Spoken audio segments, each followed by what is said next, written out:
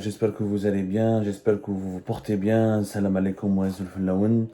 Je voudrais partager avec vous ce 26 octobre 2023 une excellente nouvelle. Franchement, c'est une bonne nouvelle qui remonte le moral et qui démontre que le combat finit toujours par payer et que le travail finit toujours par payer. Nous venons de gagner un important procès devant le tribunal judiciaire de Paris contre l'ex-ministre algérien Lazhar Hani. L'ex-ministre des Transports qui a dirigé le ministère des Transports le 23 juin 2020 jusqu'au 9 janvier 2021, qui a quitté le gouvernement à la suite d'un scandale de mauvaise gestion et de corruption, et dont la nomination était en soi un grand scandale, parce que comme on l'a expliqué dans maintes publications via Algérie Part, nous avons consacré plusieurs articles à Lazhar Hani. Vous pouvez les retrouver sur notre site Yajma'a. Nous avons toujours été très professionnels. Nous avons toujours produit des documents ou des faits et des informations détaillées. Sincèrement, ce qu'on a écrit sur le Zarhani depuis durant toute l'année 2020 et 2021. Nous avons sorti des documents sur ces biens à l'étranger. Nous avons mis en exergue l'énorme conflit d'intérêts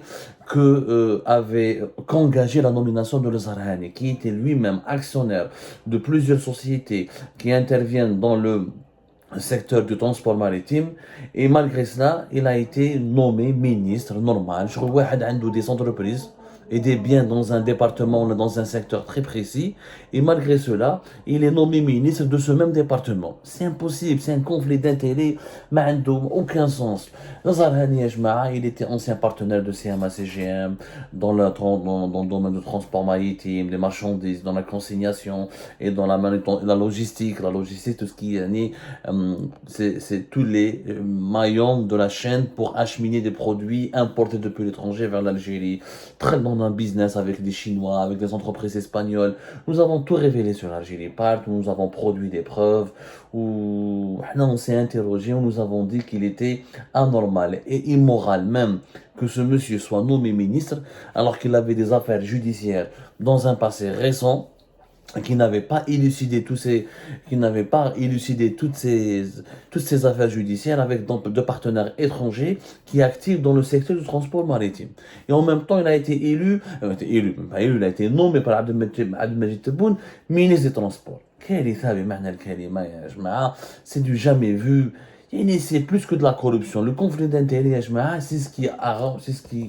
le conflit d'intérêts, c'est ce qui aggrave la corruption, c'est ce qui permet la corruption. Il y a une loi en Algérie qui définit les conflits d'intérêts, etc. Il y a des lois en Algérie de lutte contre la corruption. Mais c'est pas la peine de vous révéler tout l'arsenal juridique algérien, etc. Notre pays n'est pas pour autant une jungle. Il est mal géré, mais ce n'est pas pour autant une jungle. Donc, monsieur Lazarani a déposé plainte contre nous en 2020. Il y a eu un procès devant le tribunal judiciaire de Paris, dont je vous raconterai quelques tenants et aboutissements. Et à la fin, hier, le tribunal judiciaire de Paris, à travers sa 17e chambre correctionnelle, hier, on était le 25 octobre 2023, il a rendu son jugement, son verdict, et nous avons été relaxés. Les juges français ont estimé qu'il n'y avait pas de diffamation, que notre travail n'attentait pas à l'honneur de monsieur Lazhar Hani, qu'on ne touchait pas à son intégrité morale, et que nous avions eu raison d'utiliser notre liberté d'expression pour enquêter sur des affaires de corruption et d'enrichissement illicite et des situations de conflit d'intérêts en Algérie. Donc nous avons été relaxés. Monsieur Lazarani a demandé quand même, il a demandé à ce que je sois condamné, moi, votre serviteur Abdou Samar, à 15 000 euros. Il a dressé de moi un portrait totalement méchant et mauvais, me présentant comme étant son ennemi, comme quoi je voulais juste le torpiller, comme quoi je voulais saboter sa carrière de ministre. Ce qui a été dit dans ce procès.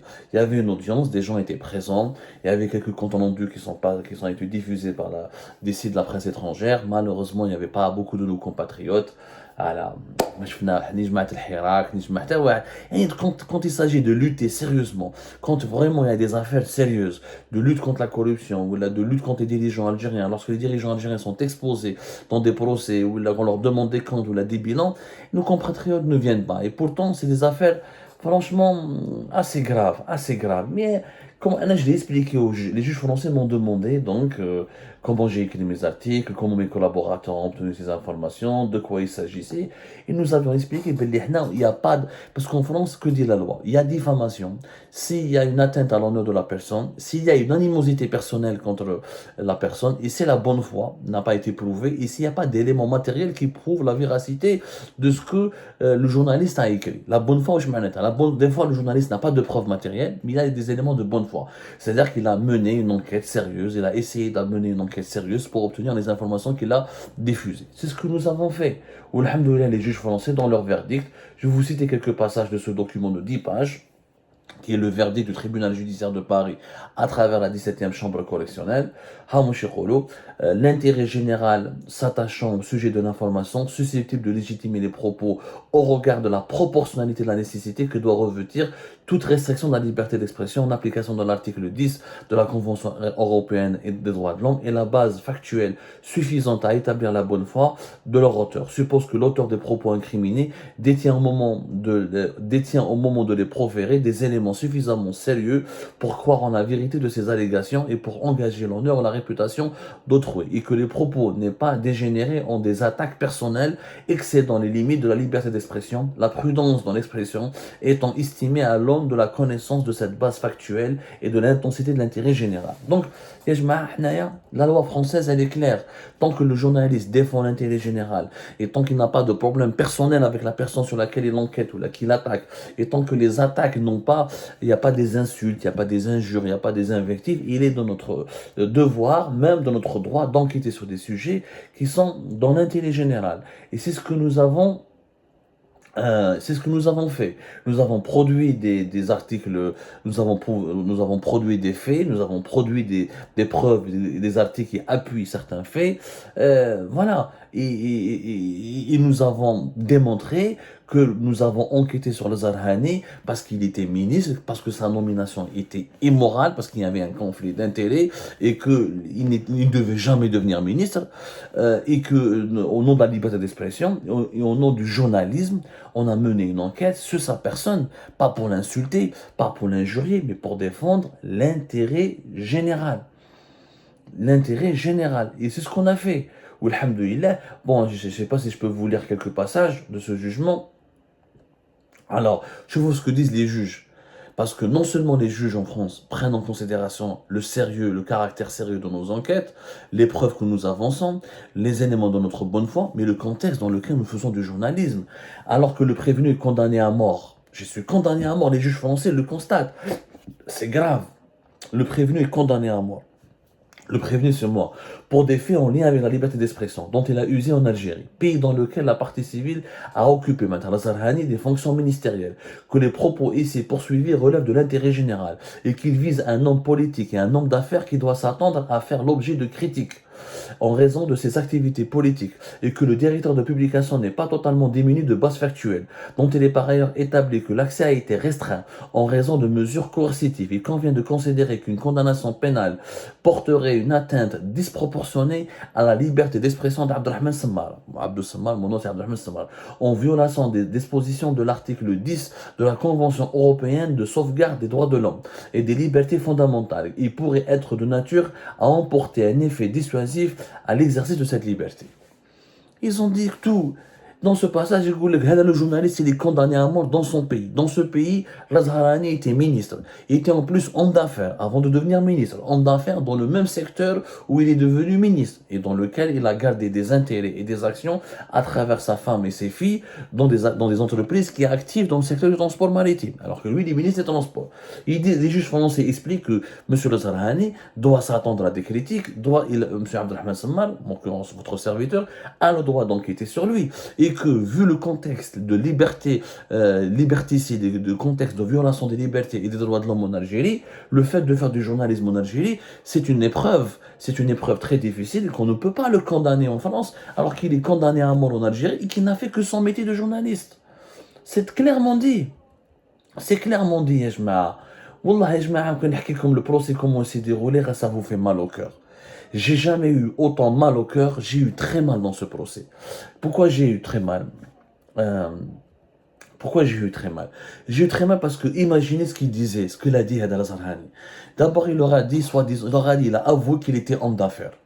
Et que lui, ce qu'il a dit, regardez ce qu'il a dit, les 3 points les plus graves. Il leur a dit qu'à cause de l'attaque d'Algérie, à cause de Abdou Samad d'Algérie part, il a été limogé comme ministre. Et que Abdelmajid Tebboune l'a limogé le 9 janvier 2021 à cause de mes articles.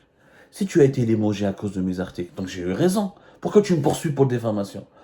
Si Tebboune m'a écouté, et s'il a écouté, il a pris en compte ce que nous avons révélé sur Algérie Pas. Ça veut dire qu'Algérie Pas est un média sérieux. Ça veut dire ce que j'ai dit, la vérité. Il me poursuit pour diffamation. S'il fallait poursuivre quelqu'un, il fallait poursuivre l'État algérien. Donc tu es victime de l'État, tu n'es pas victime du journaliste Abdou Samar d'Algérie Part. On m'a dit, ce qui est plus grave, il y a madame la juge, il a parlé parce que M. Le Zarhani, il était là. Il y avait des témoins dans le procès, et dans ce procès, des témoins français et étrangers, pas beaucoup, pratiquement aucun de nos compatriotes, parce que nos compatriotes, voilà, ils te soutiennent juste par Internet, sur les réseaux sociaux, voilà, le hirak virtuel, mais quand il s'agit de véritables procès, de confrontation et d'affronter les dirigeants algériens, personne n'est présent. On est toujours seul. Les procès, on est toujours seul. Financièrement, ça nous coûte la râle. Je ne même pas nous et tu prends l'énergie, les convocations, les va-et-vient entre les tribunaux. مصيبة كبيرة mais معليش حنا on lutte parce qu'on croit en notre métier parce qu'on sait que le journalisme d'investigation va permettre à l'Algérie d'évoluer, va libérer la parole, va libérer les libertés publiques dans notre pays, va éclairer l'opinion de notre opinion publique, il permettra, ce sera une force de proposition, une force de développement. Tant qu'on ne pourra jamais se développer dans un pays où la vérité elle est étouffée, où le droit à l'information il est supprimé, où l'accès à l'information fiable et indépendante est supprimé, où les affaires de corruption ne sont pas, où on ne peut pas enquêter sur les affaires de corruption, ou là sur des situations de conflit d'intérêts. هو كيهضر على بار واش قال qu'est-ce qu'il a dit au juge? Il a dit madame la juge, à cause de monsieur Semar et d'Algérie Part, je ne peux plus faire des affaires. Je suis un homme d'affaires, j'ai perdu pas mal de contrats, j'ai perdu pas mal de marchés parce que j'ai été attaqué, parce que Algérie Part a écrit sur moi, etc. C'est gravissime. Il reconnaît lui-même qu'il ne voulait pas être le ministre, qu'il veut davantage faire des affaires que devenir des... Si tu voulais rester homme d'affaires, pourquoi tu as accepté d'être ministre? Mais هو بهدل روحه وبهدل بالدولة الجزائرية تبهدلت في l'affaire. Un ancien ministre qui reconnaît devant un juge que lui, il ne peut plus faire des affaires. Mais si tu voulais faire des affaires, tu ne deviens pas ministre. Être ministre, c'est être au service de l'intérêt général, pas être au service de l'intérêt personnel. Tu voulais rester dans les affaires, ne deviens pas ministre, reste dans tes entreprises. Mais il regrette, il dit que c'est à cause de moi qu'il a été limogé, donc il regrette de quitter le pouvoir. Ensuite, il regrette, il dit que c'est à cause d'Algérie Part, il y a un préjudice financier, économique important, puisque à cause de nos révélations sur le Zarhani, sur ses biens à l'étranger, sur ses sociétés, etc., il ne peut plus faire des affaires. Donc, monsieur le Zarhani voulait rester ministre et faire des affaires. Il le dit devant des juges français. Normalement, l'Algérie, après de telles révélations, normalement, après de telles révélations, normalement, les autorités algériennes ouvrent une enquête sur le Zarhani et le convoquent. واش يقولها بعد يقولها moi je suis il a utilisé des termes très insultants. Pire encore, il a dit, quand madame la juge lui a dit, monsieur le Zarhani, puisque monsieur Tebboune vous a limogé à cause soi-disant des articles d'Algérie Part, pourquoi vous ne lui avez pas demandé des certificats, pourquoi vous ne lui avez pas parlé avec lui, ces articles étaient faux, etc. واش يقولها, il lui a dit, non madame la juge, monsieur le président, il sait ce qu'il fait, je n'ai pas à demander ce que monsieur le président ce qu'il doit faire. Il a défendu Tebboune. Qu'est-ce qu'il lui dit? Il lui dit madame, la liberté de la... Quand on lui a dit, parce que moi je lui ai dit, on a contacté M. Le Zarhani, on lui a demandé un droit de réponse. Quand on a fait nos articles, on a essayé de contacter son cabinet, on lui a demandé des réactions. Il n'a jamais voulu réagir. La juge lui a dit, pourquoi vous n'avez pas envoyé un droit de réponse à Algérie Part? Qu'est-ce qu'il lui dit? Il lui dit, non, Algérie Part, pour moi, c'est pas un média. Non, je parle que journalistes qui sont dignes de ce nom. Ça veut dire que nous, on n'est pas dignes d'être des journalistes. Ok, puisqu'on n'est pas dignes d'être des journalistes, pourquoi tu me poursuis, tu déposes plainte, tu me poursuis sur la base en tant que journaliste? Il m'a poursuivi en tant que journaliste. Il m'a accusé en tant que journaliste, mais il ne reconnaît pas mon statut de journaliste. Ensuite, qu'est-ce qu'il lui dit? Il lui dit, madame, la liberté de la presse existe en Algérie. Hey, qui fait 12 journalistes ont fait de la prison de 2020 jusqu'à 2023. Je suis condamné à mort en Algérie. Amnesty International l'a constaté. RSF, Reporters sans frontières, l'ont constaté. Et après, tu viens me dire que la liberté de la presse existe en Algérie. Comment? Je suis condamné à... La juge choquette. Les juges ont été choqués par les propos anormaux, illogiques, irrationnels de Behdi Kbira. Wallah, ya jma'a, Behdel bihom, Zarhani a causé un préjudice énorme à Tebboune et à l'État algérien. Il reconnaît qu'il est un homme d'affaires, mais qu'il voulait rester ministre, qu'il veut faire des affaires, la liberté de la presse, il défend Tebboune maladroitement. C'est une honte. C'est une honte absolue ce procès. وراهم les autorités algériennes, وراهم les services de l'enseignement, وراهم la justice algérienne. Pourquoi M. Lezarani qui a été limogé à la suite d'un scandale de corruption concernant le marché de catering? Parce que le motif officiel, c'est un marché de catering. T'as fait Air Algérie. Parce que Bakhouch Allash, l'ex-PDG d'Air Algérie, ou Lezarani ont été limogés le même jour. Mais ouais, il dit que c'est à cause de la campagne d'Algérie Part. À cause des séries, une série d'articles, parce que nous avons publié plusieurs articles, effectivement. On fait des feuilletons. Quand on publie plusieurs articles, c'est pas pour diffamer. Non, ils sont pas habitués. Les dirigeants algériens n'aiment pas la liberté d'expression. On fait des feuilletons, parce qu'une enquête, c'est long. On ne peut pas tout publier dans un article. Feuilleton numéro 1, on a parlé des biens de M. Lezarani à Paris, en France. J'ai le droit de les acheter alors que la législation algérienne lui dit très bien que tu n'as pas le droit de s'enrichir en Algérie, d'acheter des biens à l'étranger. On bat il n'y a pas de conflit d'intérêt selon lui, alors qu'il était actionnaire à travers sa personne et sa femme et ses filles de plusieurs entreprises dans le secteur transport maritime et de la manutention, etc., et de la logistique, alors qu'il était le ministre du gouvernement chargé de ce secteur. Il n'y a que des propos catastrophiques qui font honte à l'État.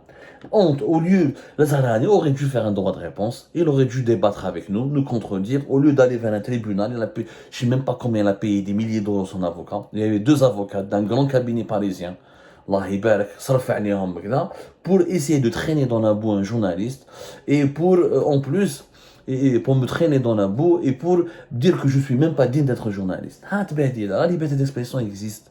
Elle existera dans notre pays, on la fera imposer. Nous avons le devoir, nous avons le droit d'enquêter sur vous. C'est notre droit. Il n'y a pas d'atteinte à l'honneur quand on parle de vos biens, de votre fortune, de vos activités économiques. C'est notre droit. Les Algériennes et les Algériens ont le droit de savoir et de comprendre comment un homme d'affaires devient ministre. Pourquoi les conflits d'intérêts, malgré des situations de conflits d'intérêts, le Tebboune a nommé ce Lezarani comme ministre. Où étaient les enquêtes d'habilitation dans les services secrets, dans les services de renseignement, ou les enquêtes d'habilitation dans la DGSN, dans la gendarmerie nationale? Il n'y a pas de diffamation. Mais c'est Bénèche, le monsieur Adam, on n'a pas insulté. On a juste fait une enquête sur ses affaires en Angleterre, ses affaires en France, ses relations avec les entreprises internationales, le patrimoine de sa famille. C'est anormal. On a estimé que sa nomination en tant que ministre est une violation de l'intérêt général. Je ne suis pas clan. Je ne suis pas clan. Je suis privé de sa famille, de ses enfants, que des procès, que des problèmes. Pourquoi? Parce qu'on lutte pour un idéal. Une Algérie libre, une Algérie indépendante, une Algérie des droits de l'homme, des libertés publiques, une Algérie du développement, une Algérie où les dirigeants pensent d'abord à l'intérêt général avant de penser à faire des affaires. C'est comme ça, merci pour celles et ceux qui nous ont soutenus et je vous donne rendez-vous pour d'autres combats et d'autres procès qui nous attendent.